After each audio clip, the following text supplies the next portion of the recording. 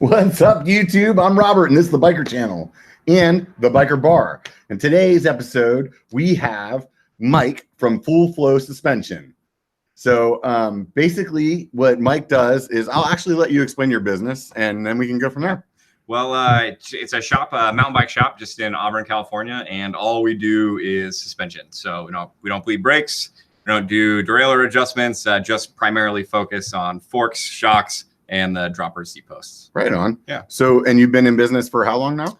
Shop's been open for a year. For a year, and you're right there in kind of like downtown Auburn, like right just about, yeah, just off of Interstate 80, right as you come up into Auburn. If you get off on Highway 49, we're kind of right by the In-N-Out there. Right on. Yeah. That's a good place to be. Yeah. Always got lunch, right? Heck yeah, right across the street. So how long you been riding bikes? God, I guess since I was like 3 or whenever I got my first little 16-inch bike, and yeah, kind of just kept doing it from there. I think I got my first mountain bike I think 14, I think. Yeah, middle school. And you mind me asking, you're not a girl, so I can ask you, how old are you? 29. 29. Oh, yeah. So young dude, man. Yeah, right not too old yet. Yeah, right on. So what do you ride nowadays? Right now I'm on a Pivot 429 trail. And I just got back from Interbike, and Pivot was like the bike to have. Oh yeah. Yeah, I heard they had a great showing at the outer bike thing or the dirt demo. Yeah. And really awesome bikes, great suspension design, the DW link on that. And not only that, but I think as a company, you can really tell that their focus is on their details and the attention to detail. And you can really tell that everything on the bike was thought out before it was built. So I guess with that being said, you being a suspension guy, so is DW like what you like? For me personally, I really like the way that it rides.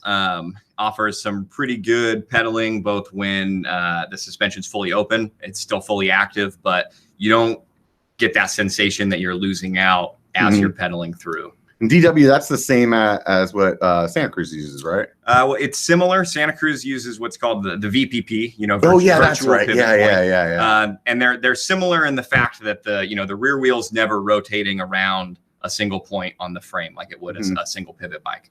And so that's why virtual, that is the big the key word there in Santa Cruz's design. And it's that point that the wheel is rotating around is constantly moving. It's never, again, it's not an attached or fixed spot. It's not a fixed point on the frame. Exactly. So like what Giant does with, I think theirs is Maestro. The Maestro. Yep. Same thing. Yep. It's some people refer to it as a floating pivot design, would be the same thing as calling it a virtual pivot. And yeah, so there are numerous companies out now that are all doing designs that, are similar to that.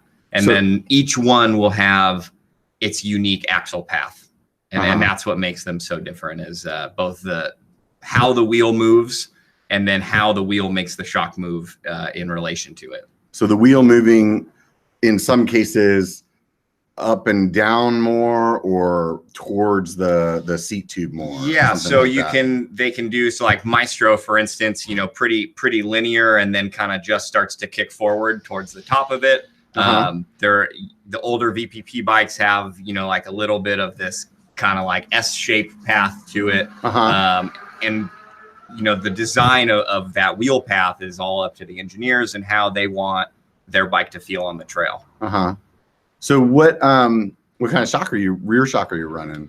Rear shock, just running the Float DPS. And I've got the Vorsprung Corset can on the back of that, which makes a pretty nice difference. Nice upgrade. We'll have to talk about the Vorsprung here in a minute. I'm gonna we'll get into that. We'll get into that into the nitty gritty. So then, is that your rear shock of choice, or is that I would just say because that's what it was? Bike dependent. Yeah, on that particular bike, you run into, it's a pretty short eye-to-eye shock, so that sort of limits some options as well. It's only a 4.5-inch travel bike. If I was riding something bigger, there were some other shocks on the market that I would be looking at. One of the things I always kind of question, and especially being a bigger dude, is like, what's the real difference between air and spring? It's gonna mostly just be a feel thing, because you're gonna be able to adjust your spring rate for bottom out control and sag, regardless of whether you're on a coil or an air.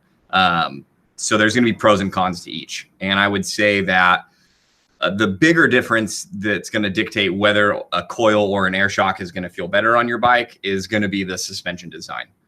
So some suspension designs, like my DW Link, for instance, on my Pivot, you really can't really run coils on them because a coil having a linear spring rate, there's a proportionate amount of force for each inch of travel that you compress the shock. So on an air shock, they can like ramp up or ramp down. Oh, okay. Exactly. So depending on what. So when you're saying linear, just to like be clear for people, that spring when it compresses or decompresses is like the exact same amount of force no matter what. Based on position. So if let's say it's for argument purposes, we'll say it's a 350 pound spring. What that means is that it takes 350 pounds to compress the spring 1 inch. It would take another 350 pounds to compress the spring 2 inches, or 700 pounds total to compress it. So it's not the same all the way through. It's the same. It's the same rate. Like if we put it on a graph, I'll draw it this way for the guys on the camera. So the rate would be linear. So you'd have a stiffer spring that would go up at a sharper rate, or a softer spring which would. But it would be straight, whereas an air spring has more of a curve to it, which way it goes. Definitely. Interesting. So what are you running up front? Up front, I'm on a Fox 36. Pretty big fork for the 429, but I like having a nice stable front end. I mean, that's what's driving the bike and pointing you where you need to go. So what do you think about some of the different technologies out there, as far as like I've seen like MRP has those little buttons on the back that let air out. Yep. Compared to like, I don't think anybody else does that actually. There are a few others. I don't know if anybody else is doing it on like that, level of fork, that kind of all mountain or enduro. What's the point of that? So the point of that is inside your lowers of your fork is essentially, it's a pocket of air. So when you assemble the fork, let's say you've got this much room in there, and as you compress the fork, that air will also compress and act as essentially another little spring inside your fork. So if with both heat or rise in elevation will cause, pressure differences, and then you could have more pressure in your lowers than zero at full extension. So then that'll add harshness to the fork. So the point behind the bleeders is to just equalize the pressure in your lowers with the air outside. Would it be possible that they could be off kilter too, or something like that? Sure. Yeah, could be possible. But probably not. Yeah, probably wouldn't. I've never noticed that anyways. Unless so there are some seals in like for air forks anyways, like the lower seal head that keeps the negative air separated from that pocket of air in the lowers. Now, if you have a bad seal down there, you can get some of that positive. It's in the negative chamber, but it's still positive pressure. And that can go into the lowers. And then, one leg would have a bunch of trapped air in it. The other would not. That doesn't tend to happen very often. You would also notice other issues with your fork as well.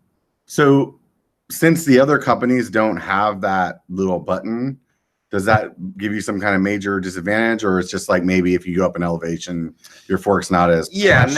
And then even then, it's good to take into consideration like what the actual pressure difference is where you're starting at and where you're ending up. Ambient pressure at sea level is 14.7 pounds, I think. And so if I'll take your word on that. If you go up a couple thousand feet, it's not really that much less. So it's only going to maybe be a PSI or so. Is it going to make or break your ride if you started in Sacramento and drove up to Tahoe and go ride your bike? Probably not.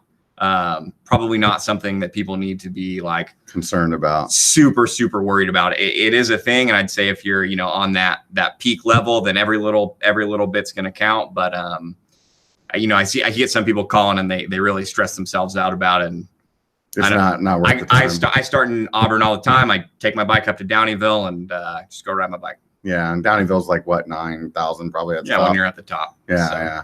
And then you're dropping all the way to then you're 5. Then you're right back down to where you started. So. Yeah. So I mean that's a considerable difference just in itself. What up? Since we're at the biker bar, what are you drinking right now? We're drinking a little something. By Lagunitas. Oh yeah, California beer. Gotta like it. I got the Lagunitas IPA. Everybody that watches the channel knows I drink that shit all the time. Nice. And then whenever I'm hydrating, I drink Coors Light. So yeah. You got to have that. Mowing the lawn. It's great lawnmower beer. You got to have that kind of beer for the heat that we have out here. Absolutely. It just gets too hot to drink IPAs all the time. Right. So we have a dry heat in California. So we really need as much moisture as possible. Definitely. Yeah. So yeah, that's why I drink so much beer. I'm trying to keep most moisture as possible. Yep. So this is another thing that's kind of like, I've never been a person that knows jack squat about fucking suspension. I'll be upfront with you. The most suspension tuning that I've ever done is put air in my fork or my shock. What's a great place to start? Yeah. It definitely is. But when I bought the Bronson, the guy that I bought it from is like, here's a bag full of these little plastic things. What are they called? The tokens. Yeah. I brought some. We can show. Oh yeah. So basically, the dude hands me these tokens, and he's like, "Here, you can use these if you want." So essentially, what we're looking at here, for those of you guys that are listening, are these just little? They look like little plastic tubes that just kind of screw into each other. So these go in like, you can open your fork up and you can just put them on the inside. Yep. You just like unscrew the top or something, or. Yeah. First, you want to let all the air out. Okay. That's a good idea. Yeah, you don't want things blowing out of there. Okay. When you unthread them. But that's good to know. Yeah, definitely. Step one: let all the fucking air out. Yeah. Okay. Don't take your fork apart with air in it still. But after you do that, the top cap on the air side, on the rock shocks, which are what we have here, the rock shocks tokens, just a 24 millimeter socket.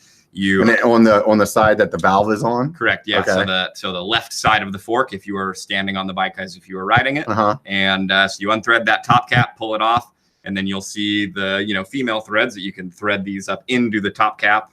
Oh, they go right onto the cap. Yep. Oh, okay. So they stay up top. That, like, I do IT, and whenever I first started doing, like, before I did IT, I called at that time. Remember that company Gateway Computers? Oh yeah. I called them up for something, and they were like, "Oh yeah, just open up the side of the computer." And I was like, "You're fucking kidding me right now." You want me to do what? Yeah, like this thing I'm paying on for the next 3 years. Wires are in there? Yeah. So like that's how I feel about taking my suspension apart. I'm like, now I've done it. Open the computer up a billion times. I'm like that guy. I'm like, yeah, do it with a beer in your hand and drunk. You can get away with it. You can have at least 8 beers before you do this. But it's definitely to me, I'm just, does it matter like how clean everything is? Definitely. So you don't want it to be like doing it in your backyard where the dust bowl is blowing through. And yeah, it would be less than ideal to do it that way. Yeah, cleanliness is definitely important. We've got, different lubes in there that we want to be as clean as possible and not contaminated. And furthermore, just all the seals, anything sealing air. If you were to leave, like a piece of dirt essentially that is breaking the seal, you'll get a slow leak out of that. Okay. So when you put these tokens in, what are they doing to the fork? So what these tokens are going to do is they're going to just reduce the total available space of your air chamber. So what that's going to do so basically it's like you got a room and you're sticking more people in there. Yep. You got less room. Less room now. Exactly. Yeah. So what it's going to do for you as like actually on the trail is, let's say you've got 70 PSI in your fork and you're using 95% of your travel on your favorite downhill trail. And you've got 70 PSI in there. And you want to use less of your travel. If you kept 70 PSI in there and added one of these tokens in there, everything for the most part on the first half and below of the travel is going to feel pretty much identical to how it did. However, you will just use less travel than before, as that air spring, again, we're talking coils or linear, air can ramp up. This causes that ramp up. The more you have in there, the more it'll ramp up. So it kind of keep you from bottoming out. Exactly. But it's not going to change like the overall performance much? To a degree it will. So there are some things you can do. Essentially you got to look at like what your overall force would take to bottom the fork out. And that's going to be pretty similar, regardless of how many tokens are in there. What it's going to change is basically like if you've got 70 PSI and you're using full travel, or you could run 65 PSI and more tokens, and then you might also be using full travel. But in the second case, you would be running more sag. So you'd have more negative travel, which, you know, has its pros and its cons.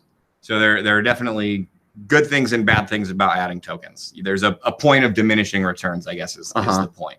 So for a guy that's bigger, like me, is it pretty much like right out the gate, throw some fucking tokens in that thing? Or? Not necessarily, because the tokens are really only going to affect the shape of that curve.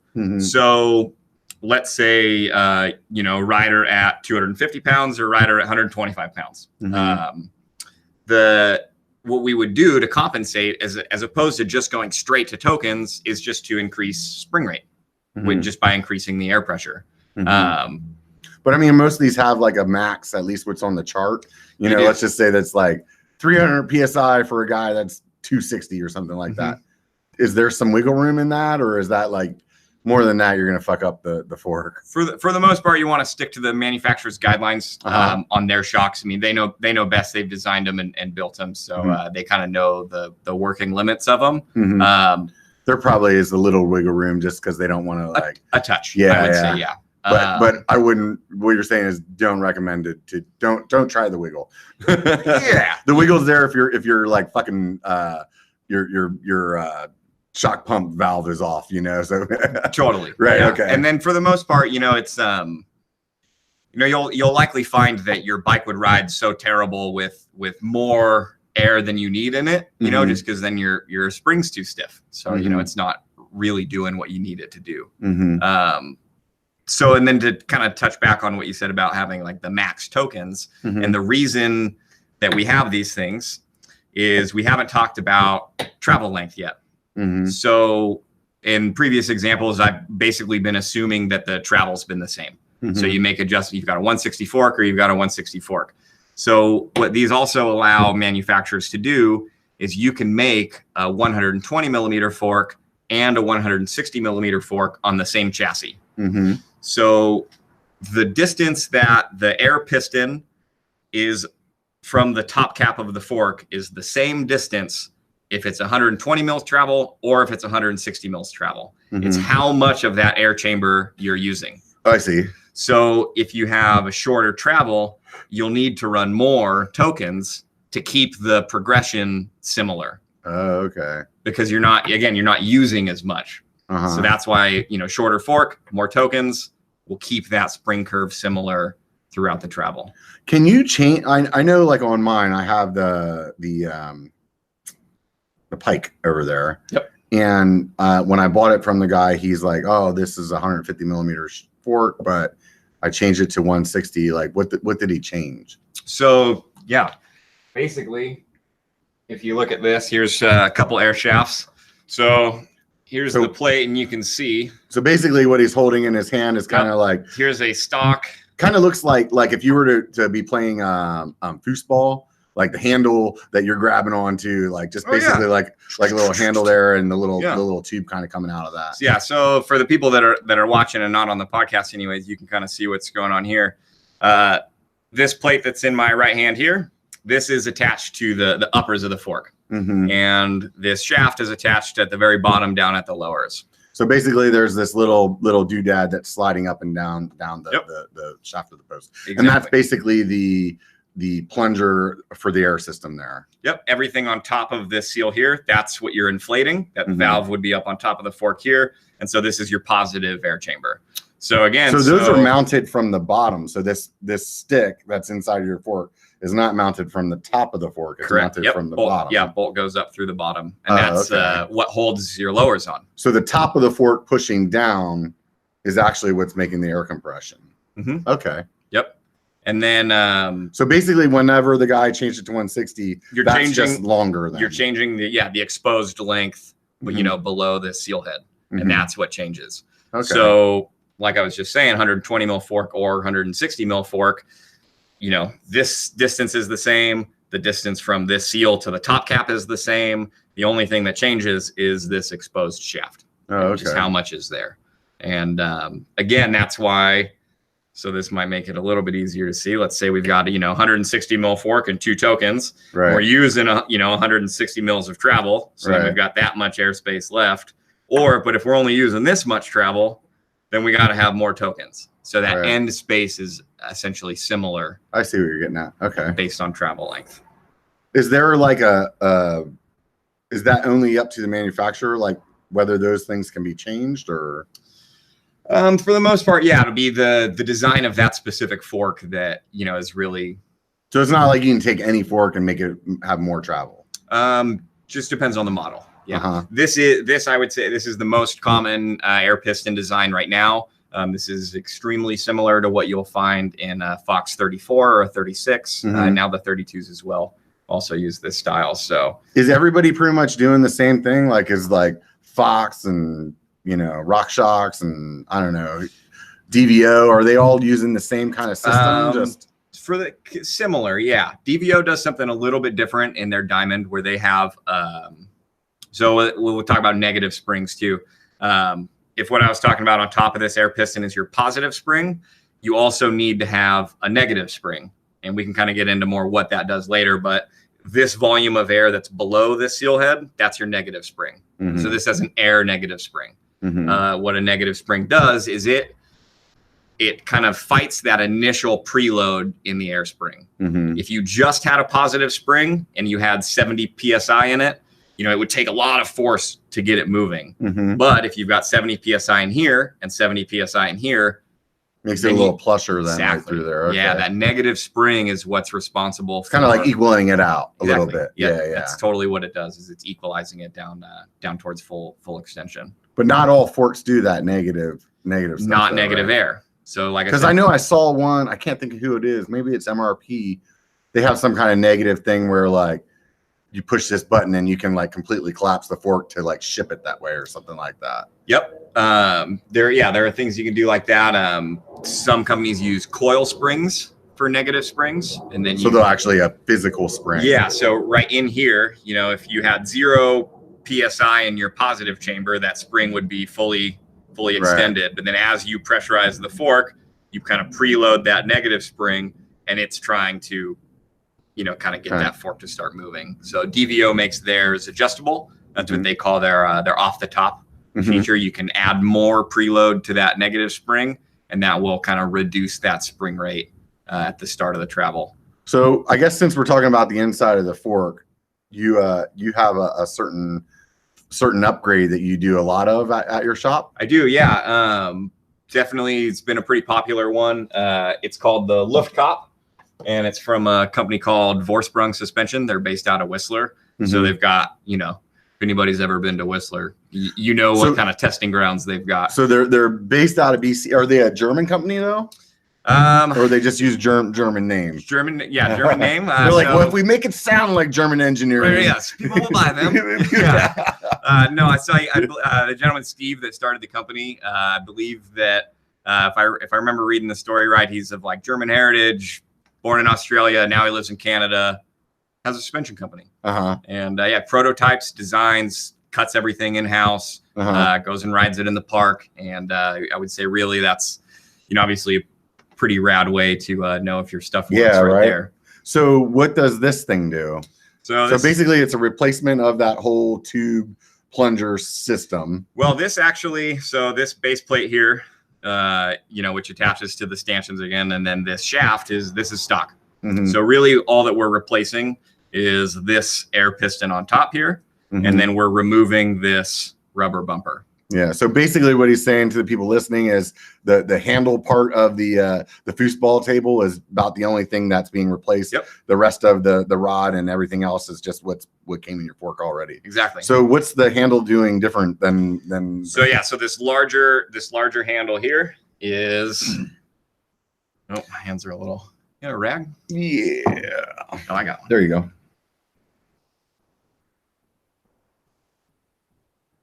Maybe. It's a trick question. Yeah, I know. If I can. So he's just spinning the top of this thing off. Well, I'm trying. Maybe. All right. Well, that ain't gonna happen. Not gonna be able to make it happen. What's going on inside of this cap here above above this seal is actually hollow. So there's several holes in the bottom of here. And as we were just talking about, that negative air chamber. Oh, so it's letting a little bit of that air volume underneath this dome is now extra negative air volume.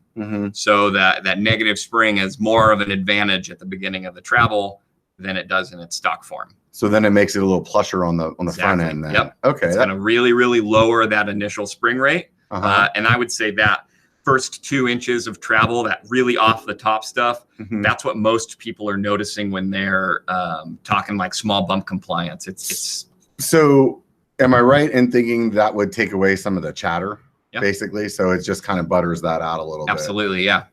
So if you like your fork to be super responsive, then probably this is not what you want to do. I would still say that it's pretty much the ticket, because what you run out of on the stock fork was when they came out with that Pike in 14. I don't know anybody that I worked with at the bike shops or anybody that was like didn't want to get on one of those forks. Yeah, it was better than anything really else. They came, it was a new benchmark. For that longer travel all mountain fork. Yeah, I remember that's what everybody was talking about. And when I got mine, it was like right around the time where then Fox released something else, and I was like, "You bastard!" Yep. Well, yeah, they had to follow suit. They had to catch up. Yeah. So then that's when they. So what was it that they did that was just so different?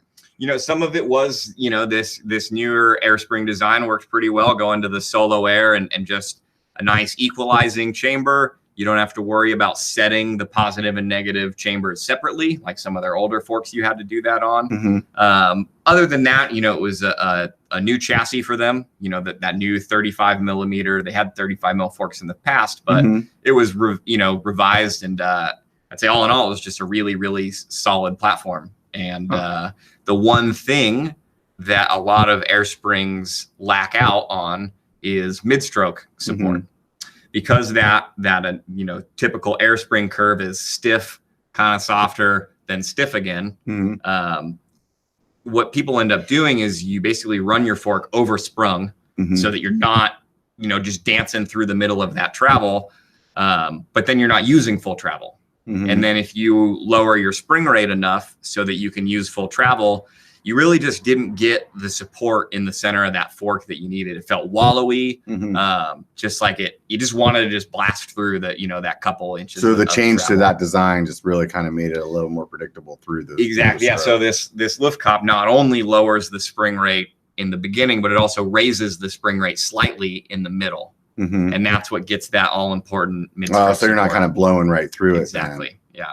Because the very bottom of the stroke is where it like really kind of ramps up because it's trying to keep you from bottoming out. Exactly. Okay. And that's still tunable with tokens when you put a lift cop in your fork. You can still tune the end of the stroke by adding or removing. And they have those tokens for the rear shock as well as the front shock? They do. Yeah. And they'll come in various designs depending on the shock. But but it's the same kind of idea. Same concept. Yeah. It's all about tuning the last part of that travel. So on the rear shock, you'll see, we talked about the springs earlier, but you have also like the little piggyback section. What is that doing differently than what other people's that don't have that? Than like an inline shock. Yeah. Yeah. So its most important function is the piggyback shock is what's going to house on the piggyback part itself. That's where your gas charge is. And then there are different ways of holding that gas separate from the oil. The most common way is what's referred to as... So like it's a different kind of like air in there or something? Or is it like, nitrogen typically. Oh, so they fill that up at like the factory or something? Exactly. So there's nothing you can do when that's screwed up, or like when you get a shock that's screwed up, do you have to send it back, or is there we've got all that you can do? Yeah, we've got all the tools to do nitrogen charging of the shock. So we're doing full rear shock overhauls that in the past, most people are, I'm sure if you've been riding mountain bikes for any length of time, you'll kind of know that, your shock went bad, that you've got to send it back to the manufacturer. And I think that's where, kind of independent third-party suspension guys are coming into play now, is you don't have to anymore. Right. So then that's the perk. Then the perk is I don't have to wait for fucking SRAM to get it back to me in 3.5 weeks. Exactly. Like you're going to kick it out in a couple of days or maybe less or something. Right. What's your normal turnaround? Normal turnaround right now is like 48 to 72 hours. Kind of. So if you guys all rush up there tomorrow, you can push this out to 5 days. That would be good. So, so basically, I cut you off when you were explaining the nitrogen. So, is that also like a negative chamber thing, or the nitrogen's basically going to keep pressure on the oil? It's going to do a few different things. So there's oil in there as well as air. Then it's not just like straight up air in there. It is, yeah. So one of is that the same with the fork?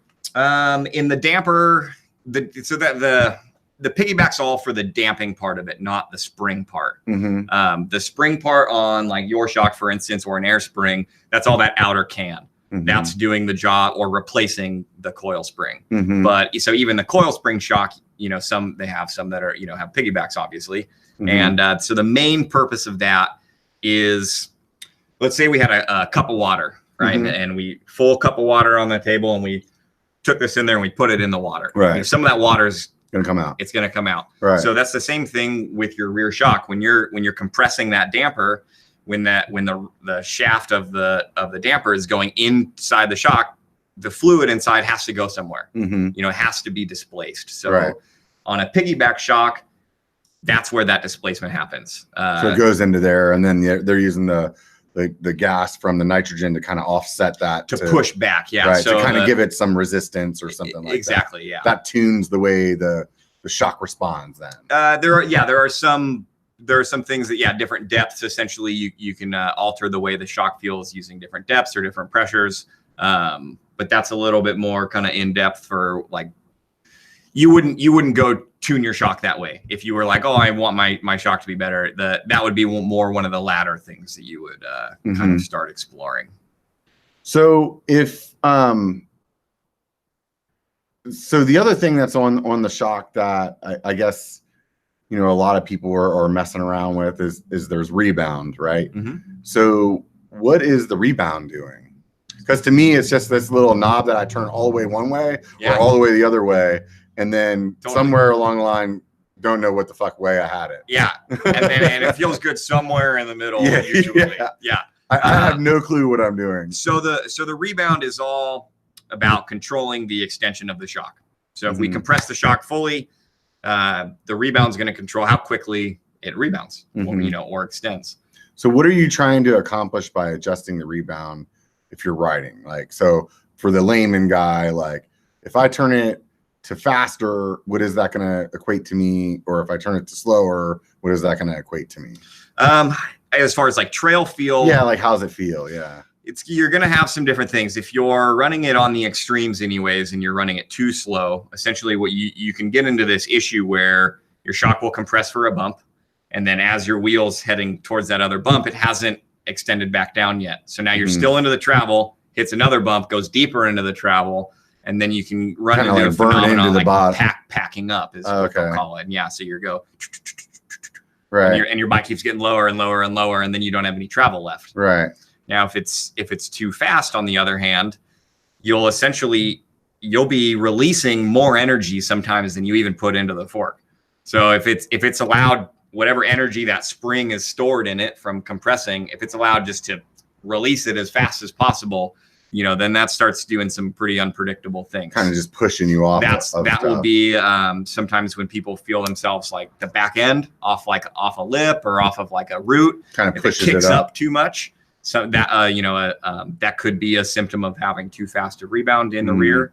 And then also like on your front end, then just having like a super like harsh kind of chattery feel. So you want to kind of slow it down so it kind of eats that up. Yeah, if you're running it too fast, sometimes you can, like the big stutter bumps are a good place to be able to test that out. Like if you've got some braking bumps into like a kind of a drifting corner, you won't be able to hold the line through them. Your bike will like kind of skip over the bumps and head towards the outside of the trail. Interesting. Yeah. There was a question I saw up here. Whoop, mouse isn't over there. No mouse over there. Let's see. Where the hell did the mouse go? For those of you guys watching, you don't get to find out. There it is. So I saw that Steve Y had asked up here earlier, how important is oil viscosity in the fork blowers? I don't know what the fuck that means. Okay. So viscosity is referring to basically how thick the oil is. So you can adjust that, like it's up to you, or is it just use whatever the manufacturer says? In the lowers, you really just want to use something that's really nice, thick, tacky. Typically speaking, and as you'll see, a lot of companies go to a much higher viscosity or thicker oil for the lowers, because really they just want it to splash everywhere and kind of stay there. You know, because they want that barrier, but mostly between the bushings and your stanchions. The bushings You're just trying and to keep stanchions from friction, basically. Well, yeah, exactly. So in an ideal scenario, your bushing isn't really touching your stanchion. There's a thin layer of oil between the two. I think it's hydrodynamic lubrication, I believe is what that would be called. So, but essentially, that thin film, keeps those two solid surfaces away from each other. So the thicker that is and the longer that it's allowed to, kind of stay where it goes, the better, and the more lubricity that it has. So I guess the answer to the question is that it is important, but it's important that it sticks. It's not exactly. It's not going to dramatically change the way that your bike rides. If you, especially on forks like the Pike or most of the newer 36s, those you're not going to notice a difference in damping or spring if you run a 10 weight or a 20 weight in your oil. So best to run what the manufacturer. So Brian Vaughn says, can I use 5W30? Is it really like similar to like a car oil that you're putting in there? Sometimes, yeah, there are different things and different additives in each oils that make them do what you want it to do. I probably wouldn't recommend running 530. Fox Gold oil is plenty inexpensive enough, and use what they built. Yeah, I would imagine that if you had some kind of like additives in there that might be better for a car, like could eat away at your bushings and stuff like that, or I would have to do a little bit more. I wouldn't want to give an answer on that yet. Yeah. No, I respect that. Yeah. Totally I would want to. I don't. Again, I don't know really what like the main differences between like motor oil itself really would be between like something more based on suspension. Not a huge car guy. Me neither. So, somebody asked, do you have a website? I do. Yeah, fullflowsuspension.com. All right. Yeah. It's pretty simple. Yeah. So, straightforward. I figured keep it easy. So he says he's having a stiction after replacing the seals on the DVO. Maybe that's what he was asking about the weight of the Got it. The oil. Yeah. Sometimes too, when you're doing lower services, it's good to, when I initially like slide the lowers onto the stanchions, before I fill the lowers up, I won't slide the uppers or the lowers all the way up. I'll leave them just barely on. And then that way, when you put that fluid in, it goes past the lower bushing. And then that will start lubing that. Because if those are totally dry when you put your fork back together, then you'll definitely notice some initial stiction. Another thing too is always a thin little layer of slick honey, good suspension soluble grease. Right on the seals as well. Is that what you would recommend to like kind of like wet the outside of the seal on your fork or your shock? Just like if you wanted to do some like preventative or like, oh, my fork feels like crap and I need to go ride North Star, there are some products on the market. There's some stanchion lubes that can help get some feel back to them. So like slick honey wouldn't be the one in that case? No, you would want something a little bit more mobile that would be able to kind of get down into the seal. The slick honey itself is very tacky. So you would have a tough time kind of. So you just end up like attracting a bunch of dirt. Right. More dirt. Which is probably no good. Right. Yeah. More dirt's There's no replacement for, just kind of going through your service intervals. That's for sure. I think, my fork and my shock both say like, I don't remember what it is, like 50 hours or something like that. Like, I can't see that being like right, because if I'm going on a ride that's like 3 or 4 hours long, I mean, I'm going to be like doing my shock. It does. I know, and it's alarming for a lot of people too, especially like people that bought their first mountain bike and then they're like, wait, I need to do what? How fast? Yeah, they need to be like BMW and have like the first 100,000 miles, you get all your maintenance and totally. That would be great. That would suck. Well, I guess you'd be contracted then, right? Yeah, totally. So one. You need another beer yet? Yeah, sure. Same thing. Yeah. All right. So one thing that's important to kind of keep in mind with the service intervals on bike suspension, I know a lot of people come from like the moto world and they're like, dude, I never, I go rip that thing all the time. I don't have to service it. So you're saying stick with it, or? Well, so here's what I'm saying is, how about the weekend warrior? How often should he go in? Once a year still, if you're riding your bike. Yeah. Once a year, you're probably really getting close to where that hourly mark is anyways. And there are some good reasons behind that. One, the damping fluid, it really can only withstand a certain number of heat cycles. Kind of going back to like the different additives that are in the fluid. Suspension fluid, for one, has additives that can do two things. You can use additives to make it more have a higher lubricity to it, or you can have additives that make it essentially higher viscosity. It can kind of or viscosity index. So in heat cycles, you're talking it's like same reason that you want to like flush your brakes, because that dot fluid can only be hot and cold so many times. Exactly. Then it doesn't really work well anymore. Right. So if your fluid's if it's both not lubing the internals the same way that it once was, if it the viscosity index of the fluid is that's another thing that a lot of additives are in the fluid for, is to make it stable across a broader temperature range. So when you first start riding down the trail, you could assume that the fluid in your damper is essentially whatever temperature it is outside. But then after, enough successive hits, you really start to heat that thing up. And if so you get fade then? That's what fade is. Okay. That's exactly what fade is. Your viscosity will start at one number, but then because of higher temperature, the viscosity will lower. So the viscosity. So when you're riding Downeyville, by the time you get to the bottom, your fork's like, fucking let me alone. Fluid's being worked. It's totally doing what it's there to do. And especially when you weigh like I do. Yeah. I mean, you're putting a fair amount of force into the fluid. And like I said, I would say that, one thing too, again, to touch back on like the difference between a motorcycle fork and like a mountain bike fork, as far as service intervals go, is we have to pedal our stuff to the top of the hill. So all of these companies are making really, really badass forks as light as possible. And what that means is using, lower fluid volumes, in places that a moto fork may have, 400 cc's of fluid, we've got, 100. So it's trying to do the bare minimum, use the bare minimum, but get the same performance. Exactly. Yeah. Really about as minimalistic as you can build it, but still get the strength, the performance, the reliability that that everybody wants. So that's interesting. It's a tough balance to, kind of try to figure out for some of these companies. And so I got something else here.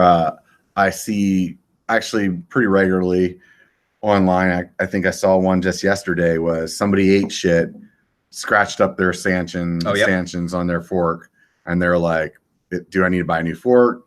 What do I do? Can you take it somewhere?" Like I heard somebody say, "Oh, somebody can sand it, or they have some special paint, like fucking unicorn paint or something." I don't know. Totally. There are some things you can do. If it's a real big gouge and it's pulling a lot of oil out, if it's cutting the seals up too early, you can, very, very carefully take some like super, super, super fine grit sandpaper, almost like wet sandpaper, like you were finishing a car. And if there's any raised edges, you can try to knock it down a little bit with that.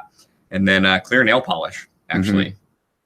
Pretty inexpensive. Yeah. It doesn't break down with the heat and stuff like that. And you can ask your girlfriend to go get it for you if you need to. And so that works for a lot of people. And ultimately, it's just going to depend on how thick the gouge is. And because if you had to replace that portion of the fork, let's just say that's the uppers, right? Yeah. It's pretty much the cost of a new fork, or it's not that bad, but it is expensive. And then depending on the fork, Kashima coated uppers are more expensive than the black anno uppers. So you do have some options. If you don't want to replace it with Kashima, you don't have to. You can save a few bucks. I got that spawns another question. So is there really something in the Kashima juice? There is, yeah. Because I'll tell you what, man, I've given up on Kashima purely because I'm an aesthetics person. Okay. And I'm like, I don't know if that Kashima juice is only for professional guys. So, or yeah, I just want my fucking bike to look cool. I would say and one gold thing is fucking it up. Right. I would say one thing that's important to take into consideration is like perceptible differences and measurable differences. For an average rider, what's perceptible is going to be, a much smaller window than like you said, a professional rider. Right. There is some really like cool Richie Rude's like, holy shit, this is amazing, and I'm like, what the fuck? Yeah, there is some cool science behind the Kashima coat. That coating itself is very proprietary. Fox doesn't own it. It's a third-party company out of Japan that owns the Kashima coating. So there's, I believe, Showa on the moto side of things. I'm not a big moto guy either, but I believe Showa uses it on a lot of their forks. So basically, Fox is just the one that got the license for it, and the deal is nobody else is allowed to have that. Could be. To be totally honest with you, I actually don't know. Don't know if everybody else is just like, whatever, we'll let them do it because it's their thing, or if Fox was like, hey, we want to buy into this on the mountain bike side of things, but you can't sell it to anybody else. Right. I actually don't know the answer to that. My assumption would be they probably made some kind of deal. That would be my guess. Could be, yeah. I mean, we don't know though. We're just taking a guess. Yep. So I lost some fucking train of thought. Well, let's drink to that. I think, so just about like, is Kashima coat gonna make your fork way better than the black one? Probably not. I would say that it's a nicer coating. It lasts longer. It's more resistant to wear than a hard black anode would be. And the big thing is basically molybdenum, that's inside the coating. And essentially that's what's called like a self-lubricating material. So it kind of raises itself to the surface with heat, and then that provides a secondary barrier, between. So it's What's it called? Molybdenum, I think you made that up, dude. I might be, and I'm probably pronouncing it wrong too. No, it's all right. I'm sure if there's anybody science majors that are watching right now, hopefully they can correct me. I'm totally fucking with you. That's only like the 97th friggin' thing on the scientific chart. See, I can't even fucking make a joke when I try. Molybdenum. I like it, man. Sounds like something you could get your girlfriend to say to you slowly. Molybdenum. Yeah, totally. Tell me what's on that fork again. Right. Say it while you're bending over. No, I mean, so moving on. When I got back into riding mountain bikes, I started back in the 90s, and I took a little break. And when I got back into it, I ended up getting a Cannondale Lefty. Yeah. And have you worked on those at all? In the past, yeah.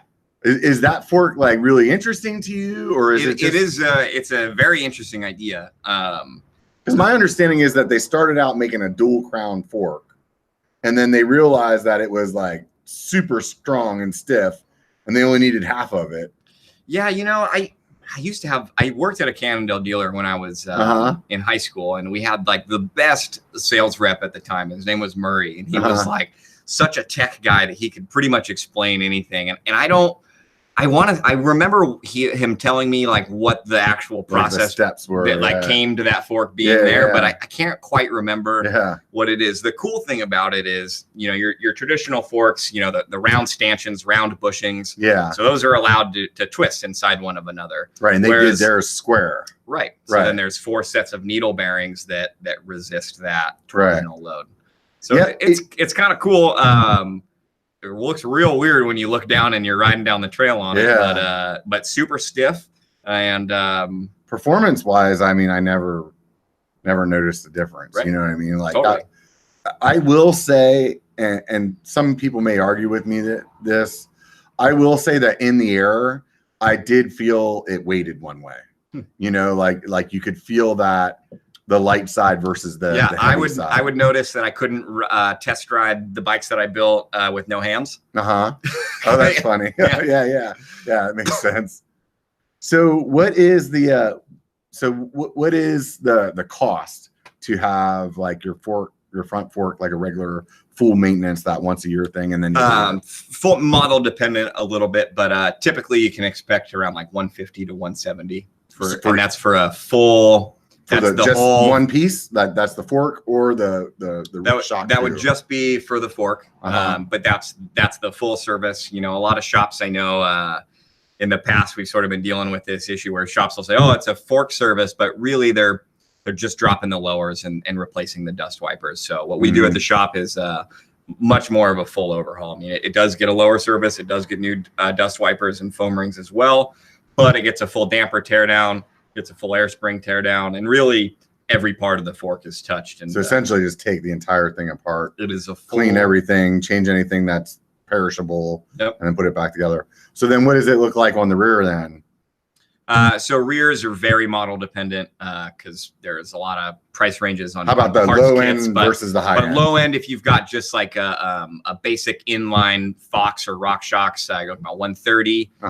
Some of the more in-depth shocks can get up there about like 160. But so you're looking at roughly like $300 to take it in, get the front and the back redone for the full overhauls. Yep. Right on. So there's this company, the one that you were talking, the Vorsprung. They do that for the fork. Do they do something for the rear shock too? They do, not for what you've got there. The debonair can, which is what you've already got, is a pretty nice air spring, but they do have a corset can, and that upgrades the Fox inline shocks as well as the Fox Float X series, even all the way back to some of their older shocks like the RPs. The DHX Airs you can get them for as well, and those are a really cool upgrade. Does a very similar thing to what the lift cop does, where it's just a much more engineered air curve and much lower initial spring rate, better mid-stroke support. So some people are saying, are there any cons to the loop? I haven't found one yet. Yeah. So basically, I guess the only con is it costs money. Yeah, totally. Yeah, exactly. The only con is that it doesn't come in your fork already. To be totally honest, it's is that something that people can do on their own, or is it like you have to be a dealer if you're pretty tech savvy? Yeah, you can totally. You can pick them up from me. I've got them just at the shop, and yeah, you could buy them and install it on your own, no problem. Vorsprung. So what's the part run? The lift cop itself for the pikes starts at 75. If you have one of the B1 series pikes or like the 29 plus, you may need a little adapter, but it's only an extra $10 for the adapter. So it's about $90-100. And then what's the service side of it cost then? Service side, you're basically doing a lower service at the time. You've got to drop the lowers and pull the guts out of the air side. So if the fork's new, you're basically looking about $60 labor, but I typically recommend that we just go ahead and put dust wipers while we're in there. It'd be a shame if your fork started leaking right after you got your new upgrade. Right. So what's that then? So basically for a pike, I think it ends up being like 160, right around there for the install. And that includes the dust wipers and the foam. So $60-70. Yeah. Depending. Does it run different like with the Fox or what the other ones? They're pretty similar priced. They've got the lift cop now for the 34s, the 36s, and then the Pike Lyric Yari all share the same chassis essentially. So the same lift cop will work in the Pike's Lyrics, Yaris, and in even the newer Revelations. But you do need to buy a air shaft out of a Pike in order to be able to put it in there. But is there forks that it doesn't work with? Is it just basically Fox and Rock shocks that they're making it for right now? Correct. Yeah. Just Fox and Rock shocks. What somebody mentioned Push. I want to talk about them in a little bit. What the fuck was I going to ask you? Actually, now I got stuck on Push. So let's talk about them since I can't remember what the fuck I was going to say. So I never heard of them until a few years ago. It was like all of a sudden everybody's like, you got to get your shock pushed. Right. What does that mean? What are they doing? So it could mean different things depending on what you have. They do pushes by far. I think they're probably one of like the older suspension, kind of aftermarket tuning companies. I remember them, even when I was getting into the sport, I remember, they were already kind of that name that, if the stock stuff's not working out for you, then, go call these guys. And I think they started in Southern California and they do a lot of really, really cool stuff. So most notably now anyways, is obviously, their 11.6 shock, which is, that.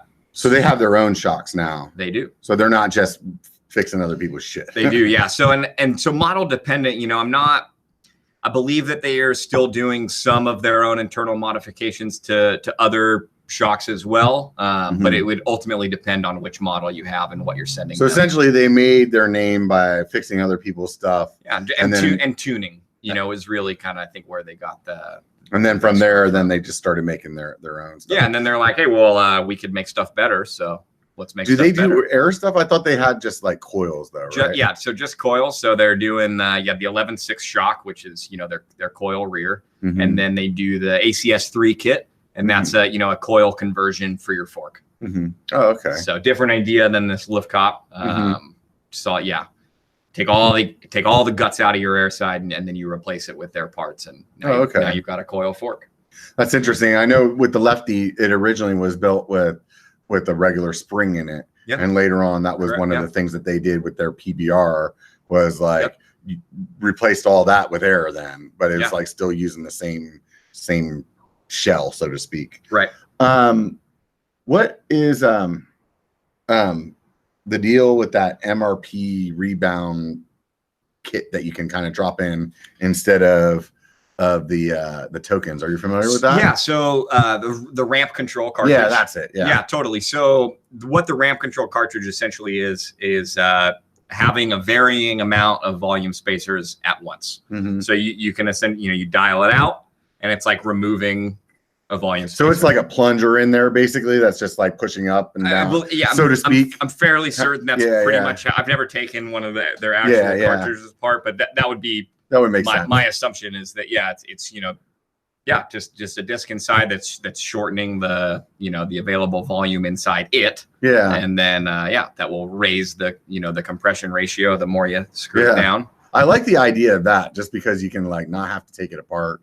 You could do it on the fly or whatever. So the one thing, and I would say the big difference between the ramp control and then the lift cop is going back to the tokens. What they're really doing at the end of the day is just affecting that last third of the travel. That's where they're going to have. Could you use the lift cop and the ramp control, or is that something that doesn't? There are some combinations that work. I know that Vorsprung has a pretty decent. I think on their website they have some travel links that it works with.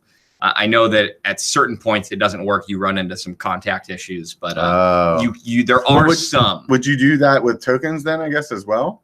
Once you put this thing in, you can't put as many in. Exactly. It limits you by 2 less tokens than what the old max was. Oh, okay. Which really, for most people, though, that I say, I've told some people that, and they're like, "Oh, wait, well, what?" And I was like, "Don't even worry about it, because you're not going to want to put that many in, anyways." How many tokens can you stick inside of there? Depends on travel length. So again, how much of that plunger is going in there? I can't remember off the top of my head, but is it normally like 4 or 5 of them, or is it like 10, or is it like 3? I don't know. I've never opened it up. Yeah. So if you're at like 170, your max may be 3. If you're at like 140, your max would be 5 or whatever, because you're not using as much of that air chamber. Okay, I get it. So, but again, the ramp control is. Like I said, mostly just tuning that end stroke and that ramp up, whereas the lift cop is having its effect more at the beginning and the middle of the stroke of the travel, which is unique, I would say, to this product as opposed to other upgrades that are out there. Because most of the time you're riding, that's where you're at anyway. Right. So I mean, it's kind of like when I did some stuff with Cali, they were like, "Yeah, you got all these Cali protectives for helmets," and they're like, "You got all these like measurements that people test these helmets on, but they're all like tested on these like super huge like destruction, you know what I mean? But there's no tests that are like testing them on like what happens when you just fall over and tap your head a little bit. Yeah, do I need to replace my helmet or like how do you build that kind of protection into your helmet instead of just the protection of slamming your head into a rock at 30 miles an hour? Yeah. So no, it's more takes a look at the full package as opposed to just one aspect. The worst case scenario or whatever. Right. Yeah. So and for me, I would say once I've got my fork pretty much set up and I know kind of where I want my progression to be, I don't ever really find myself wanting to change how progressive my fork gets. Not very often anyways. Kind of set it and forget it once you get it there. For the progression anyways, as far as that's concerned, that's pretty much what I find anyways. What would you change? Like, what would the things that you would change, like on your fork, depending on like ride specific settings? So more ride specific settings. I would change, so having like compression adjusters, but certain compression adjusters. I know that at least on like the commonplace in the industry right now is everybody's got blue knobs, and it makes your shock stiffer, right? It may or may not be a good way to actually make an adjustment. There would be no usable way to ride in climb mode descending, but it makes it so when you're climbing up pavement that it feels really good. So for me, on my force, a lot of people are saying that they just leave their shit open, and just whatever. Totally. Like, and it's so like hard for me to accept that, but on rides, whenever I've accidentally left my shit open all the way, you never noticed. I didn't notice. Right. Yeah. Totally. To touch on that, I would say that I think that depends on the suspension design of the bike, though, too. Like the VPP, for example, does well with that. VPP is a very, very good pedaling platform for sure. I would say so. Suspension kinematics are going to have a big decision on how it feels when you're pedaling in the saddle. Other than that, I would say where you're riding. If you're riding off road and you're climbing up rocks, you're climbing up roots, you're probably going to be more efficient over the entire climb if you just leave your suspension open. If your rear wheel's bouncing up the roots and you get that skip every once in a while when you're climbing up something technical and it bounces, and so now you're wasting energy spinning the wheel. But if you left your shock open and it just and like then all the power is going up. So maybe for some people that are newer in riding, essentially what your suspension is doing when you're climbing is keeping the wheel on the ground all the time, maintaining traction. Right, and so that's what he's getting at. If you're kind of bouncing off of stuff because you have it super tight, then that's where you're losing that. So if you're on the road, then you're not giving up that you don't really and in Auburn, we've got that. If you're doing a Clementine loop, you've got a pretty decent jaunt up some pavement. Go ahead and lock it out. It'll make, but don't forget to unlock it. That's the biggest curse, right? Absolutely. So, I know about 9 times out of 10 wherever I get done with a good downhill section, I'm like, man, that was really rough, and then I realized that it was fucking locked out. So that'll definitely that'll do it for sure. So somebody's saying that Intense's VPP is a little better than Santa Cruz's VPP. That's interesting to me. I mean, so it's just a little bit of tweaking then as far as how they engineer it. Yeah, and every they've got a little bit of wiggle room there. Basically, if you're like a DW link, obviously Ibis and Pivot both notably use DW links, and it's kind of up to them to kind of, they have the parameters of what makes it a DW platform, and they can, kind of make some small altercations from there and really fine tune the ride quality for what they want their bike to feel like. So before I ask you that, how do you feel about CushCore?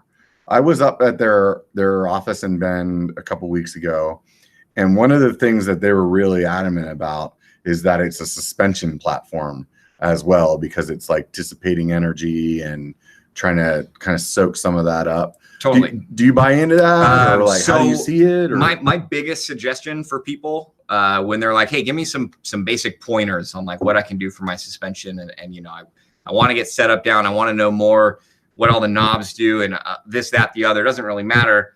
Tire pressure. That's the first thing. It's I don't know if you do like golfing or bowling or anything like that, but those are all consistency sports. If you show up and you're not wearing your golf shoes, your swing's going to be way off. Or if you show up on the soccer field and you don't have your cleats, you're not going to be playing at the same level. So that's very, very similar on mountain bikes too. Your tires are what's connecting to your ground. Those are your cleats. Those are your shoes, and those need to be the same every time.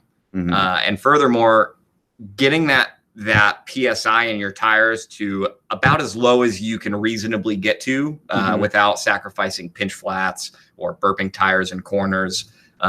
That's going to be the best place to start, because that is the first line of defense is your tires. That's what's hitting the trail. So keeping that in a constant range will help you, get your suspension dialed in.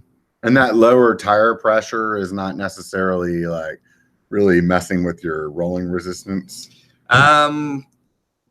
There would probably be a lot to look at as far as that goes. I do know that when I was most recently working for a Specialized dealer, that Specialized was really doing a lot of tests with tire pressure, rolling resistance, what it actually meant. And on the road side of things, they found that a thicker tire, like a 25C or a 28C, at a lower pressure will be more efficient over a longer course than a little skinny 21 or 23C at 120 pounds. Oh, that's interesting. So yeah, they're finding that, you ride your tires at 90 and, it may feel sluggish on like the acceleration, but over the course of what you're riding entirely, because the bike's able to track straighter, it's not jarring you around as much. So you're also not fatiguing yourself as much on the bike, just doing this, that over the course of the whole ride, you'll be more efficient with a lower tire pressure. That's really interesting. It is. Yeah. That one caught a lot of people off guard when they started telling everybody about, hey, check out what we've been doing. Yeah. Like, oh, get out of here. Yeah, no, it's really interesting in those kind of circumstances when they, start spending some R&D time on stuff like that. And some real money to figure out, because they're doing big time tests. Yeah. There's not a couple guys in the garage like, well, I wonder what tire pressure is faster. Right. I'm gonna race this, and then we're gonna try. Yeah, no, there are a lot of smart people down there that are, really trying to get to the bottom of what makes a bike work better. So, how did you get into like suspension? Like, how? Yeah, man, that's my favorite part. Yeah, yeah. I mean, I've been working at shops since got my freshman year in high school, and you've just been in the industry ever since, and that's my favorite part. I mean, that is by far the number one way to get a better experience out of your ride is, have well working suspension, that's set up properly. I get people in all the time that will do full overhauls on their, 2012, whatever, and their bike's 6 years old, they're like, oh, my friends have new bikes, but whatever, I just got this thing, and you do them overhauls, we get them some upgrades on there, and they're like, I got a new bike. Yeah. So like I said, it's, that's the biggest connection you have, or disconnect in a certain regard to the ground and to what you're riding on. And I rode that Cannondale that I was talking about for a long time, like almost 10 years. And I like upgraded everything on there. And I will say that it was probably 5 or 6 years, probably 6 years into having that bike that I switched the shock for a newer shock. And it was like a totally different bike. Like the pedaling platform had just changed so much. Like it was probably one of the best upgrades that I did. Totally. Yeah. And again, that's why I'm in the suspension stuff, is because it's the number one way to make your bike feel better. So we were talking earlier that you had recently gone to Interbike. Was there anything up there that grabbed your eye in the suspension bar? It wasn't there, but there, I know there are some new stuff, coming down the pipeline. The new Fox Live Valve, I got a chance to finally look at that in person. So what is that? So Fox Live Valve is going to be essentially a smart suspension system. So you'll have a couple accelerometers mounted to your fork and then by the rear wheel. And then you'll also have a main, brain unit on the center of the bike. I think I saw something about this just recently, and it was like basically like adjusting your pressures and stuff like that as you're riding. Exactly. And it was something like 1,000 times a second or something like that. It's like taking readings and like. Totally. Yeah. So it's on the. So you never like have a lockout or anything at that point. You go ride your bike. Yeah. You hop on and go ride your bike. And it just does whatever the fuck it thinks you're going to do. Totally. So it's all technology that they're bringing down from their power sports industries. And that's really the great thing about Fox is that, they do snowmobiles, they do UTVs, they do, Ford Raptors, they do mountain bikes, they do motos, they do Harleys. Yeah. So they're learning, everything from all of these little things, and they pass info back and forth. And how do you feel about that though? I mean, like my knee jerk of a guy like me is like, that's fucking awesome. I don't have to fucking think about anything. Perfect. But I think for some guys, like maybe like you, where you're like, well, I don't want that making those decisions for me.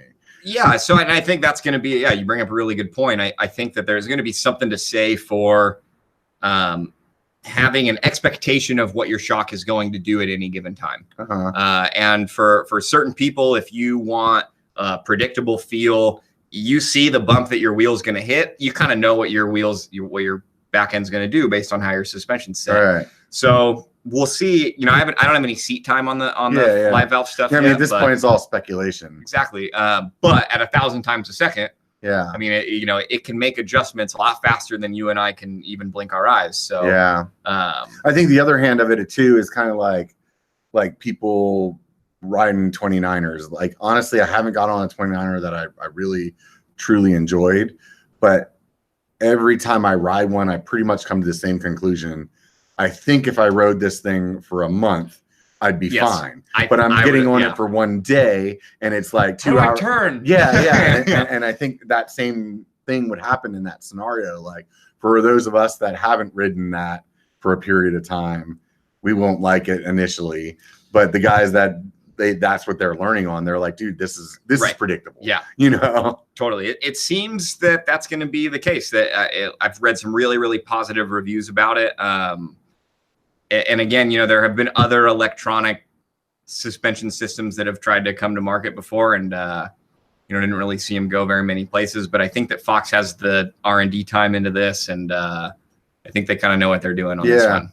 Is there some kind of like certification courses that you have to go through to work on this stuff, or it's just like, just know your shit? Just for toll free. No, I mean, obviously, you know, every company, they kind of look out a little bit, and they kind of want to know who's doing their stuff. But so for everybody here in the Sacramento, Auburn area, they can come up to Full Flow in Auburn and get squared away. So for these people that are in different parts of the U.S., like, how do they vet a guy like you? Like, what would you do? Like, if you were talking to your buddy back in Georgia, you know, that's a good. Personally, myself, like I said, I mean, I've been working in shops, you know, in the industry now for got 13 years or something like that. So, you know, you get a certain number of contacts, and people, they get a sense for, you know, the kind of mechanic that you are, and, you know, your attention to detail. And I think that probably goes a bit of a ways. But there are definitely some numerous courses across. There's like UBI. They do like a suspension clinic as well. There's a couple others that you can go to and get their certifications for doing stuff like that. But that doesn't necessarily, like, what kind of key things would you, like, if your buddy that lived in Georgia was like, hey, I want to go to this suspension guy here, how do I know if he's good or not? You know, do I just go give him my money a couple of times and find out how it goes? You know, well, word of mouth, certainly. Yeah, that's certainly a bit of it.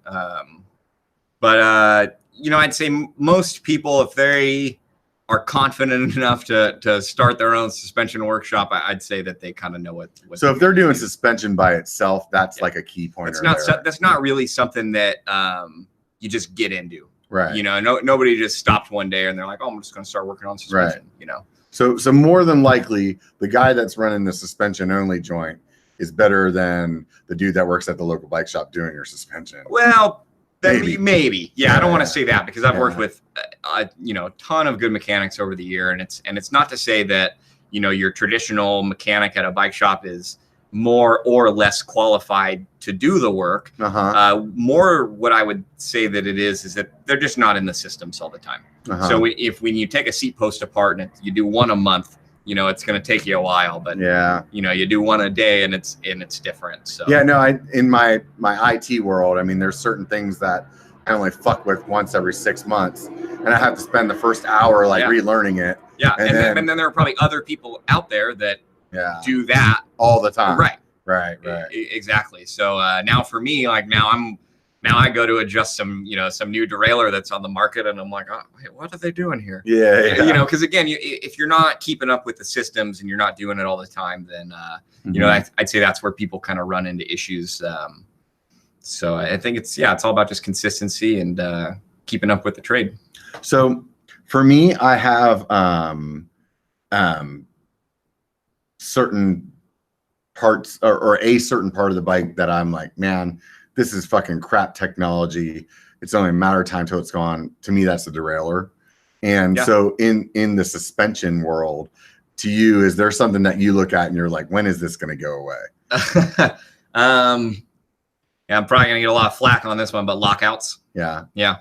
What is the reason? I don't, you know, if you're, again, the reasoning, like touching back on like the efficiency thing on a climb, all these new suspension designs out there are so efficient in their design that you just don't need one. Yeah. And I would say the other thing too is like really, this gets in a little bit more of the like internal workings of the shock, but the valves that are actually kind of opening and closing as the suspension's moving, you can kind of set those up differently. And a lot of companies will set them up in what's called a digressive format. And what that means is that it naturally has more low speed compression than it would high speed, essentially.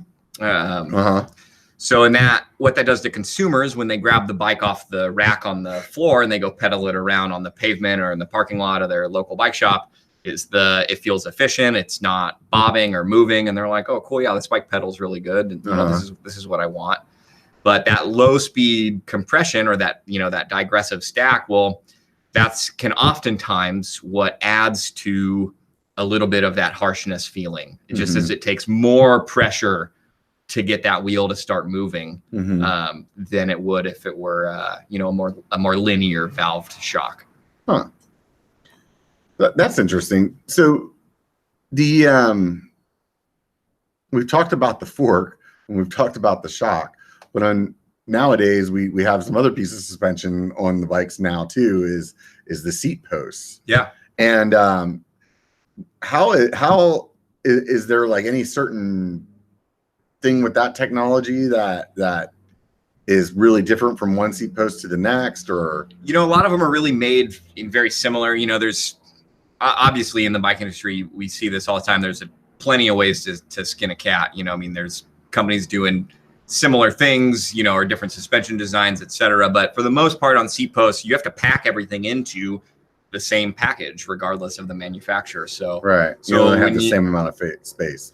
Right, and they all need to accomplish the same task internally. So really what you find when you get into a lot of these different seat posts is that they're all very similar. And then it's just execution, I would say, that makes one seat post better than the other. Do you feel like I've heard some guys tell me that they think the hydraulic button on the seat post is worthless? Like, what's the point? It's got a great feel to it. I mean, it definitely, the feel, aside from when you need to bleed it, of course, with it bled all of the time, it's got this nice, great little consistent feel. Does it add some complication? Yes and no. At least your cable's never going to break. You know that. But then your hose may pull out. So again, I would say it's just one of those just two different ways to skin a cat. And I don't think there's a right or a wrong way to do it. I would say that the cable actuated posts certainly lend themselves a little bit more to do-it-yourselfers and people who just want to maintain their bike and pull their seat post out real quick and put in another one or this, that, or the other. It's a lot easier that way. I would say that the cables are definitely winning in that regard. For sure. I had talked to you earlier and I can't remember what your answer was to that. What's the difference with or why is it that some of these freeze up? Like my Reverb, if I drove several times this year, like once I was going to Downeyville, which fortunately wasn't a fucking big deal. Another time I was going up to Nevada City. It was cold up there. And like by the time I got there, my seat post was it wouldn't work. Yeah. So can you just use different fluid or something? Or on the Reverbs, it could be a few different things that could be doing it because you're dealing with, two hydraulic systems essentially. And it's a common misconception that, people think that when you bleed the lever and the line on your Reverb, that in some way is affecting the bleed on the post. But so there's two. So in that case, the post and this is me actually not knowing that. So the post could be hydraulic. The actuator could be hydraulic. But they don't necessarily both have to be hydraulic either then. Correct. So one could be air and one could be like you could have an air post with a hydraulic button. Well, all the air posts will still have. They're all pretty much still hydraulic because they have to, in order for them to, except for like the, God, why am I blanking on their name? They're the oldest Gravity Dropper. So Gravity Dropper was a very mechanical seat post. It, used a pin or like the specialized command post where there's literal mechanics that are holding okay, yeah, the that seat makes post sense. in place. Yeah. The command post uses this big collet Uh-huh. that separates out into these grooves, Right. and those grooves hold that collet, and that's what keeps the seat post where okay, it's that makes at. sense. Yeah. Whereas like the Reverb and the transfer seat post and KS, the Integras, those essentially they keep oil on one side of a piston, and when you push the button, it opens the piston, and then if there's enough weight on the seat post, that oil will flow through the seat post as it collapses. And then when you unweight the seat post, it stays put because those holes are closed until you push the button again. Push the button again, it opens those holes. Now the pressure in this post, because you're not sitting on it, is higher than the pressure on the seat. So that's what causes it back up to push back up. So, and then so the reverb, like I said, that I can rebuild a reverb without having the line there. Because the hydraulic assembly that's inside of the post doesn't touch the hydraulics inside the lever. So what does a maintenance on that cost? Something like getting your seat post redone?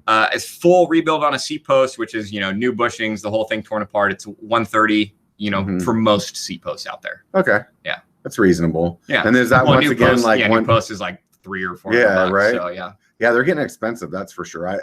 The cost of entry into like a really tiled bike is just crazy how much it's gone up. It's getting up there these days. Yeah.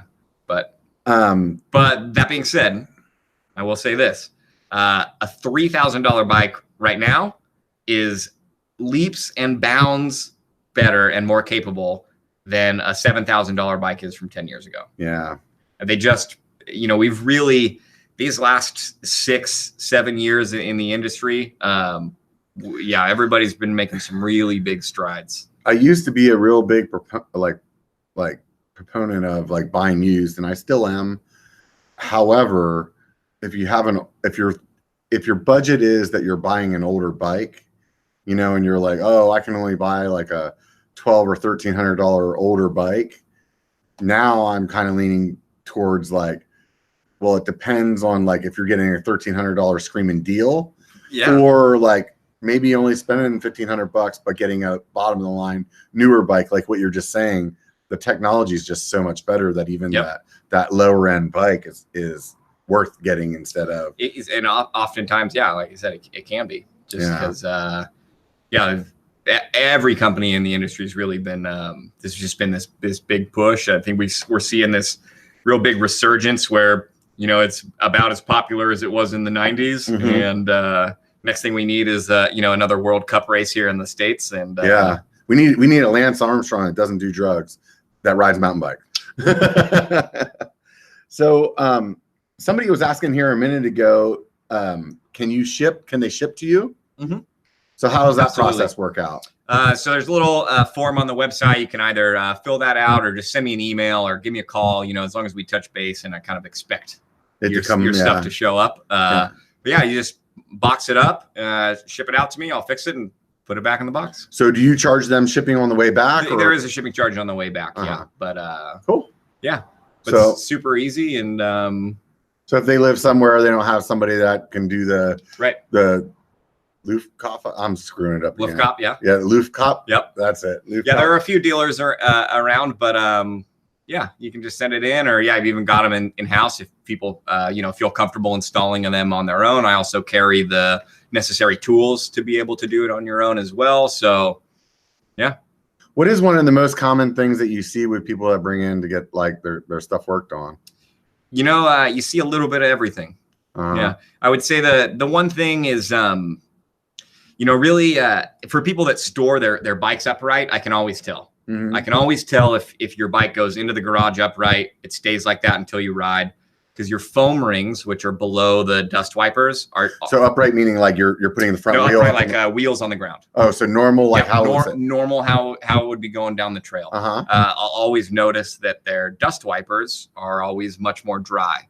And that is going to be a pretty critical thing. So I store my bike by the front wheel in the house. That's interesting. I was going to ask you that, and I was told like maybe it was the back in the day problem. Like if you held it up there like that, it kind of we had like there were like some Margura brakes that would like let air in, and there was all sorts of weird things about putting your fork upside down. But no, there's no harm to it by leaving your fork upside down. When essentially you're telling us it's actually less harm in it now. It's actually beneficial. Yeah, because again, right below those rubber dust wipers, you have this foam ring. And the job of that foam ring is to hold lubrication above the top bushing. Right. And if you let your bike just sit upright, all of the fluid that's in that foam ring, gravity does its work, it draws it all out, and then it's dry. I have to reevaluate my whole fucking garage now. I know. So here's a cool trick, is that you don't have to store your bike upside down or by the front wheel, but when you get to the trailhead, you've got some shoes to put on. I'm sure you got to put your helmet on. You got to put your gloves on. You got to grab your pack. Flip your bike upside down while you're waiting. Just put it upside down. Yeah, and then that will, or you can just flip it up and hold it. I know some people are really worried about scratching their shifters and their grips and everything. So I'm not too worried about scratching things. Yeah, you can also, flip it upside down. Let that fluid, kind of drain its way back down. At least get some of it back up to the top. And that's another really good thing just for that initial stiction off the top, because if both bushings are totally dry, then it's gonna feel terrible at first. What's one of those things where it's like a telltale sign of like somebody when they look at their bike, dude, you really need to take this thing in to get serviced? Is it just like you notice oil all over the whole bike, or just suspension? Just suspension wise. I mean that's obviously the biggest indicator is if you're having a lot of seals, if your seals are already leaking, you're already way past your service interval, because all the seals that they're using now, both RockShox and Fox, use seals made by SKF. So like if you go to buy a used bike or you're on your bike and you push the fork down and it comes up and there's like a noticeable amount of liquid on there, it's time. Unless it were like just freshly serviced. Right. If it's just freshly serviced, sure, there's going to be for a little bit of residual. Should be pretty much dry. Yeah, for the most part. Yeah. Right on. Definitely. Some shocks are better than others as far as like their ability to retain that lubrication. I would say, Fox, as far as rear shocks, definitely has, probably some of the nicer dust wipers out there. So it tends to kind of hold everything inside a little bit better. So you'll notice certain model shocks do a little bit more weeping of that lubrication fluid than others will. A little bit of weeping is okay, but if you're getting like a solid amount every time you wipe it off, the same amount's there next time you wipe it off, probably time. Yeah, definitely. And the same thing goes with the rear and the seat, pretty much same thing. Seats are a lot harder to tell, actually. Most of the time, the stanchion part that slides into the post, like that seal up there, doesn't hold air in. It's really just keeping dirt out. So it can be kind of hard to tell when that interval is, because even if your seat post was losing fluid, it would be on the inside of your bike and you wouldn't really be able to see it. Right. So you open your bottom bracket out and the roof. Yep, exactly. So just making sure, time intervals are pretty important. I know, again, like we're saying, sometimes it doesn't seem like that many hours, but it's mostly about preventative maintenance too. It's just making sure that you're not on your trip to Moab and your seat post fails. Right. Or you're not in Whistler and all of a sudden your air cams on your rear shock stops holding air. I'd say that's probably one of the more important parts about just making sure that you keep everything maintained. Because God, I would be real bummed out if I made it all the way to Whistler and my bike blew up. So let's talk religion on seat posts here. Do you clamp your seat post on the post part or on the stanchion part? Preferably, you would want to clamp it on the post part. Okay. Because some people say if you squeeze that too much, then it like bends it and then it doesn't work. And then the other side is like, oh, if you scratch the stanchion, then it lets it doesn't work right. So. Yeah. So kind of model dependent. So the one, I just said that dust wiper on the top doesn't really hold anything in. That's not true on all the seat posts. If you had a bad seal right there on like a specialized command post, that would allow air to start leaking. So scratches on a command post stanchion, a lot more of a big deal than they would be on a KS or a transfer post or a reverb. That being said, I think more what you would be concerned about is maybe not necessarily scratching it, because again, it's not really sealing anything in, but more if you've got, like, let's say you twisting your bike up next and you're putting all that load on the bushings. I'd say that would probably be a little bit bigger of a deal. But if you throw a rag around your stanchion and clamp it in there, probably no big deal.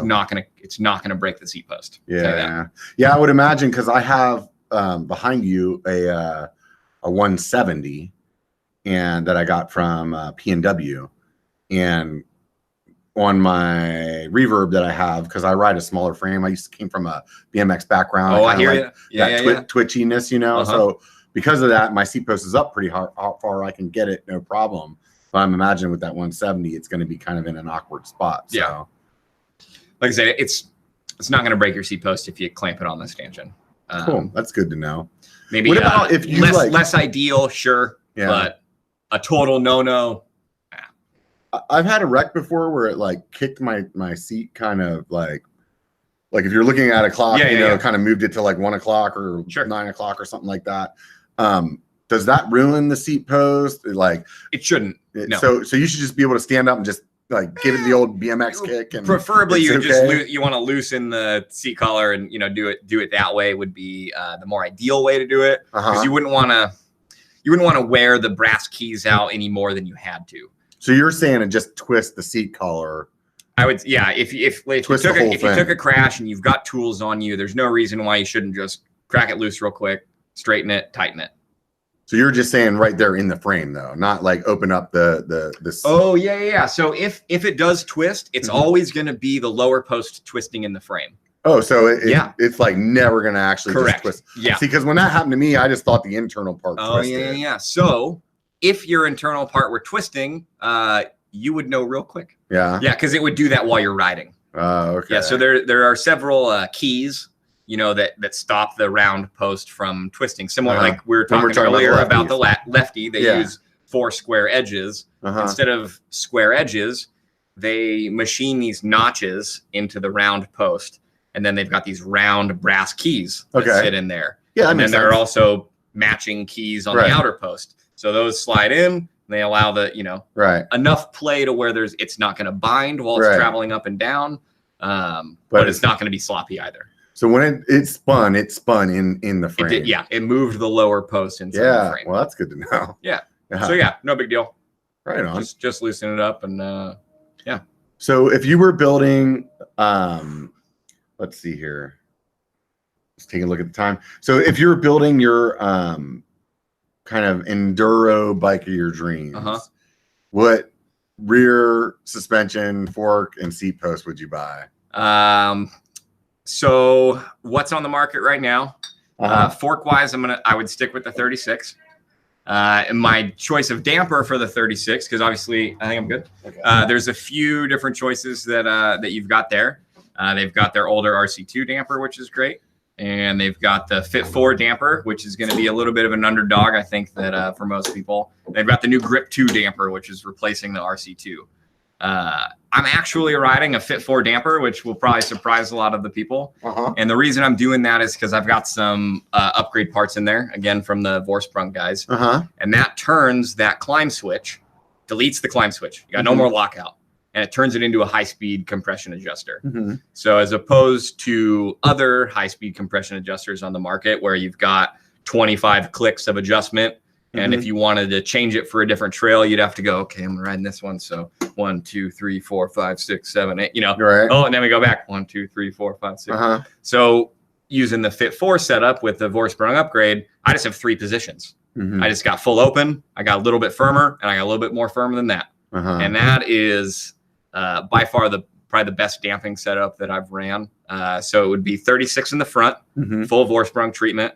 Got the lift cop on the air side, and then their damper upgrade on the Fit 4.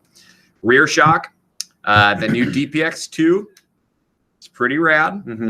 Ultimately, who's that by? Fox. Okay. Yep.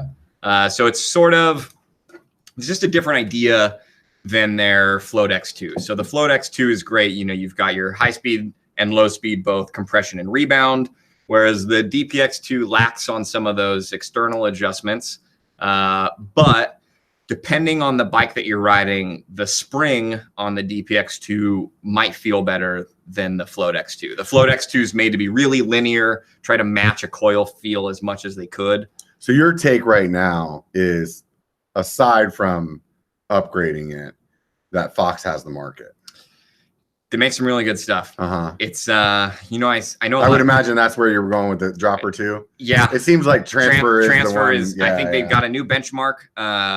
Yeah, I think they definitely, I mean, there's not a guy that I know that's like loving their reverb more than the guys that have the transfer. Right. So. And I mean, the RockShox made a lot of good steps, I would say, in the reverb. They've gone through a couple. There's one part specifically that separates the positive pressure from the oil, and that's gone through a couple redesigns. And the newest IFP version is way more reliable than anything has been in the past for the reverbs. So we're seeing a lot less of them, fail prematurely. They all seem to last, as long as they should these days. So that's cool. But RockShox, Fox anyways, excuse me. They definitely have the corner of the market as far as, spare parts, rebuildability. You can have a product of theirs for a little bit while, and you're not gonna have to worry if that one little part inside, So they're pretty good at keeping their stuff for long term, stuff like that. Yeah, and so that I would say would be the big draw to the transfer, and it just works. Are you one of those people that has like a bunch of their legacy stuff too? Like I know a buddy of mine bought like a Specialized Epic that had like some special fork or shock that like the Brain Specialized did just for them or something like that, and he had to like send it to some dude in like Idaho to get worked on because nobody had the shit, Yeah, the Brains are a little unique in their setup. They're totally a product of Specialized R&D department and their suspension program, and then they basically just contract for a while for the rear shocks. It was Fox that was making all the Brain rear shocks, and now on the new 2018 stuff, RockShox is making it. And again, that's just the company deciding how they want their bike to ride, and what they decided was they needed something that wasn't offered on the market, so let's design our own thing and then we'll just have somebody make it. But I don't. So at what point do people need to be worried about like, hey, this is probably not serviceable? Like if they're going to go buy a used bike, or they have a bike that maybe they got into mountain biking, got out of it, they want to start riding again. Sure. So even some of the more proprietary stuff, like the lefties or like the Brain shocks, they're all gonna be serviceable. It's just that your options as to where or who will service it are going to be more limited than if it's a mainstream product. So it's not a matter of like getting the seals or anything like that. It's just a matter of like who wants to even bother, like tools mostly is what it mostly kind of boils down to tools. So the newer products just have something different, like they're just so this also goes back to just fitting everything we need to fit into a mountain bike shock. Like there are automobile shocks and whatever, you can take them apart with big hand tools and whatever, but we're trying to do all of the same stuff in this little itty bitty package. So in order to do that, a lot of times companies will design a part and then they'll go, oh, how do we install it and then they'll make their own tool to get it in or get it out. So a lot of the times it's just getting that. So that's the part where it hangs up the do-it-yourselfer. Like it's not worth it to go buy the tool if you're only going to do this like a couple of times or something like that. To do transfer seat posts, it's you could just buy another transfer seat post. It would be less expensive than buying all the tools to that was one of those things for me, like when I was like looking at like a cup tool to push bearings and stuff like that. It's like I don't know how often I'm going to use this and get a decent set. They're like a couple $100, and it's like how many times I don't know. And you gotta weigh that that benefit out there. Like it's great to be able to do stuff on your own, but if you're going to spend more money to set yourself up to do it on your own, then, tool wise, are you a Park guy or a Pedro's guy? I got a little bit of both, actually. So whatever does the job better. Both of them do a couple tools better than the other person does. What's your favorite Park one and your favorite Pedro one? So they came out with this one a while ago, but their star nut setter, pretty rad. Pedro? No, Park tools. Park. Okay. Yeah. I don't know if Pedro has a newer one that I haven't used out yet, but Yeah, the Park one, when they did their redesign from their like original series, pretty rad. Sets the depth for you, lines it up straight. Right on. It's a pretty cool little tool. How about Pedro? You got a favorite with them? Pedro's for crank pullers, actually. If you're just going to have like one of the little crank pullers, not like one that you attach a ratchet to, Pedro's has both the little attachment for like a ISIS or a square taper, like kind of already in it. Yeah, I know most cranks these days are all 2-piece, so you don't really need tools to remove them anymore. Yeah. But for bike mechanics out there, yeah. If you're looking for a new crank puller, right, the Pedro's one's cool. I know exactly what you're talking about. Yeah. The Pedro's tool that I ended up, I'm one of those guys that want to keep buying the same thing just because I'm like OCD. So, but I broke down. It's either all going to be yellow or it's all going to be blue. And I broke down with the Pedro's because they had that third hand. I don't know if Park makes that too. They do. They do. Yep. Okay. Yeah, and then there's actually I don't know if Hosanna is still making tools or not, but they had a third hand that was pretty good too. So for those of you guys that don't know what the third hand is like a little tool that will allow you to like put tension on a derailleur cable, or I guess a brake cable if you're still using cables for your brakes, and be able to hold it in place while you go, grab the other tool that you needed, or spin the nut to tighten it up or something like that. They also work really good for tightening zip ties. Oh yeah, that would make sense. Yeah, it totally makes sense. Yeah, you don't have to buy another zip tie gun if you've already got a third hand. So, let's one more time.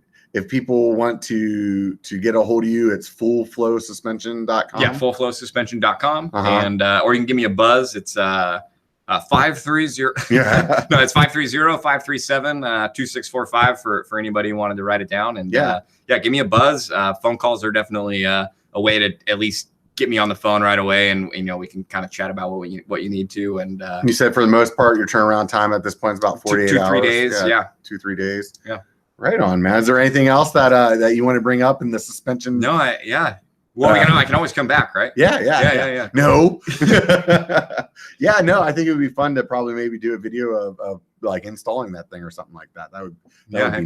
We got to get you set up with one. Yeah, definitely. How about this? One last thing before we go. For somebody that has like a low end fork or a low end shock, is it worth the money to try to like get some like cool toys added to it? Or is it better to spend that money to just get a new shock? Ultimately, hate to say it, it's going to depend on what you're starting with. Let's just say you're starting with the kind of the entry level shock, entry level fork. If you're starting entry level like Fox fork, you're probably, it's going to be pretty decent on its own. You're not going to have the same options as far as upgrades that you have, but ultimately it depends on how much you're using it, kind of where you're riding, what you're, kind of what you actually want out of the fork. There's nothing's going to replace having the nicest stuff on the market. Right. I mean, that's for sure. But that being said, I'd say some solid time with setup, getting to know what the adjusters do, getting it into a good spot for yourself is going to be better than if you just buy an expensive fork and don't take the time to set it up. So I would ultimately say, setup is going to be the first part. That's where everybody should start. Some of the lower end shocks though not have like the options to change things like that?